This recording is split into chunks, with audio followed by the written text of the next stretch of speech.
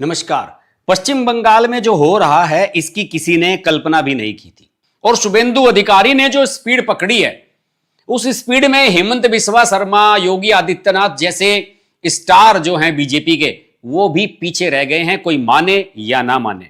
अभी हाल ही में उन्होंने शानदार बजट पेश किया, कई रिफॉर्म्स लेकर के आए और अगले सप्ताह विधानसभा में जो बिल लेकर के वो आने वाले हैं, 2 या 3 बिल लेकर के आने वाले हैं, उन सब को एक तरफा आप समझ लीजिए कि गुंडों के ऊपर एक कुठाराघात कह सकते हैं, गुंडागर्दी खत्म करने के कानून लेकर के आ रहे हैं और अलग अलग जगह से उसके उदाहरण उन्होंने लिए हैं। गुजरात, असम, उत्तर प्रदेश, इन राज्यों में जहां लंबे समय से बीजेपी की सरकारें हैं, उन सभी से इनपुट लेते हुए शुभेंदु अधिकारी ने यह कदम उठाए हैं। एक कानून बनाया जा रहा है शुभेंदु अधिकारी की सरकार, वैसे ये 1972 का एक कानून है पश्चिम बंगाल का, West Bengal maintenance of public order act 1972। इसमें एक संशोधन करने जा रही है शुभेंदु अधिकारी की सरकार कि इसमें हिंसा के लिए उकसाने वाले, फंडिंग करने वाले, प्लॉटिंग प्लानिंग करने वाले, सहायता करने वाले और आरोपियों को शरण देने वालों के खिलाफ भी सख्त एक्शन लिए जाएंगे। और जो नुकसान की भरपाई होगी, दंगा फसाद होता है, तोड़फोड़ होता है, नुकसान की भरपाई के लिए एक क्लेम्स कमीशन बनाया जाएगा जिसे कहते हैं दावा आयोग, उसकी स्थापना की जाएगी। और यह एक बहुत बड़ा फैसला है। इसमें DM, SP, commissioner, police commissioner, ये सभी हिंसा की समीक्षा करेंगे, फिर यह तय करेंगे कि इस हिंसा में कितना पैसे की बर्बादी हुई, कितना आर्थिक नुकसान हुआ है, उनकी अनुमानित रकम तय की जाएगी और फिर मुआवजे व वसूली की जो पूरी रिपोर्ट है हर तीसरे महीने राज्य सरकार को जाएगी और उसी के आधार पर कार्रवाई होगी। और जो दावा कमीशन होगा, क्लेम्स कमीशन होगा, उसके पास सिविल कोर्ट वाले राइट्स दिए जा रहे हैं, यानी कि इसकी अध्यक्षता एक पूर्व जिला जज करेंगे, हर जिले में यह बनेगा और 2 या अधिक सदस्य इसकी हेल्प के लिए होंगे और दावे घटना के 3 साल के बाद तक किए जा सकते हैं। अब आप समझिए कि अगर 2 साल पहले कोई काम हुआ था, कोई दंगा फसाद हुआ था, तो उसमें अब यहां पर क्लेम मांगा जा सकता है। यह कानून बहुत महत्वपूर्ण है। शुभेंदु अधिकारी ने इस बारे में मीडिया में बयान भी दिया और उनका एक तर्क था कि जनवरी के महीने में मुर्शिदाबाद में दंगा फसाद हुआ था, 2 दिन तक हाईवे बंद रहा था। अभी इसी जनवरी में सार्वजनिक जीवन अस्त व्यस्त हो गया था, उसकी भरपाई कौन करेगा? इस प्रकार की प्रक्रिया फिर ना हो पाए, इसे रोकने के लिए यह कानून लाया जा रहा है। एसआईआर की प्रक्रिया के दौरान टीएमसी के गुंडों ने न्यायिक अधिकारियों को, जो एसआईआर के मामले सुन रहे थे, उनको बंधक बना लिया था। हिंसा फसाद हुई थी, वहां पर न्यायिक अधिकारियों पर हमले हुए थे। इस प्रकार की गतिविधि आगे फिर ना हो और भीड़ इस प्रकार का तमाशा ना कर सके। कानून यह भी होगा कि आप जो आरोपी है उसे अगर नोटिस दिया गया है और वो नोटिस की दी हुई तिथि पर समय पर वहां नहीं पहुंचता है तो फिर उसकी खैर नहीं, इसमें एक तरफा फैसला बोर्ड ले लेगा, यानी कि अब दंगा फसाद करने वालों की खैर नहीं। अभी हाल ही में घटना हुई थी जहांगीर खान को लेकर के हंगामा हुआ था, जहांगीर खान को छुड़वाने को लेकर। अभी शुभेंदु अधिकारी की सरकार में उसकी बीवी ने भीड़ इकट्ठी कर ली और लेकर के सैकड़ों लोगों को थाने पर हमला बोल दिया। अब की उसकी बीवी को अरेस्ट कर लिया गया है। अगर यह कानून पहले से होता तो 1 साल तक जेल से बाहर नहीं आ सकती थी जहांगीर खान की बीवी। जहांगीर खान को तो छोड़ दीजिए, वो तो आ ही नहीं पाएगा, जो अभिषेक बनर्जी का चमचा है। तो यह बड़ा सख्त कानून है। और एक और बहुत बिल है महत्वपूर्ण जो आने जा रहा है, West Bengal public safety and control of anti social activities bill 2026, Paschim Bangal सार्वजनिक सुरक्षा और असामाजिक गतिविधि नियंत्रण बिल 2026।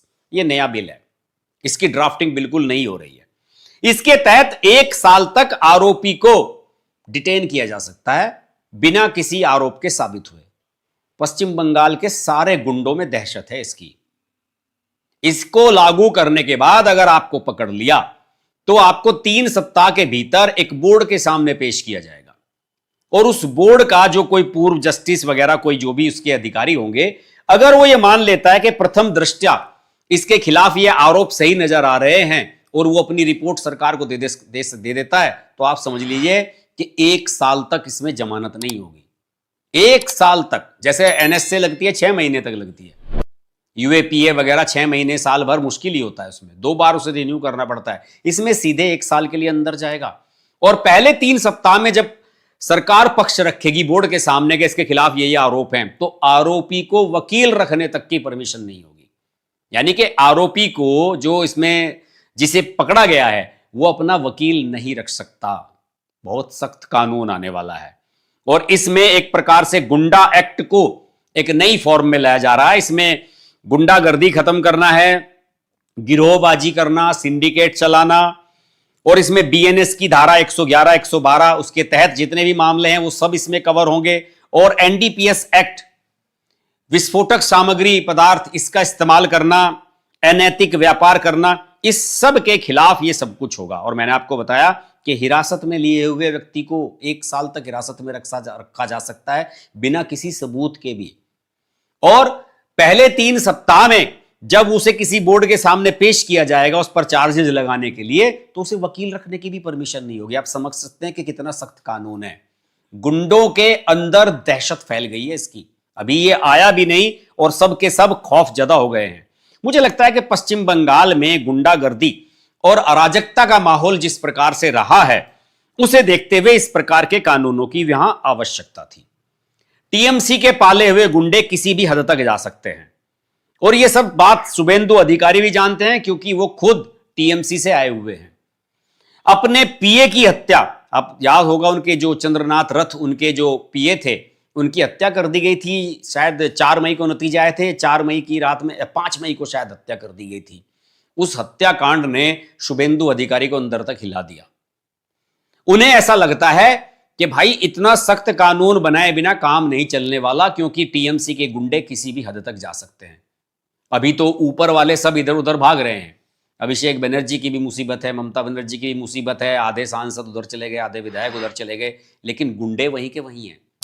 उन गुंडों की नेचर, उनके जब धंधे बंद होंगे, अभी तो 6 सप्ताह ही हुए हैं सरकार बने हुए, उनके जब धंधे बंद होने होंगे शुरू, तो वो फिर दंगा फसाद कराएंगे और अव्यवस्था कराने का काम करेंगे पश्चिम बंगाल में। उन सब को रोकने के लिए ये पहले से तैयारी कर रहे हैं और बरसों से राजनीति कर रहे हैं शुभेंदु अधिकारी, ये सब जानते हैं।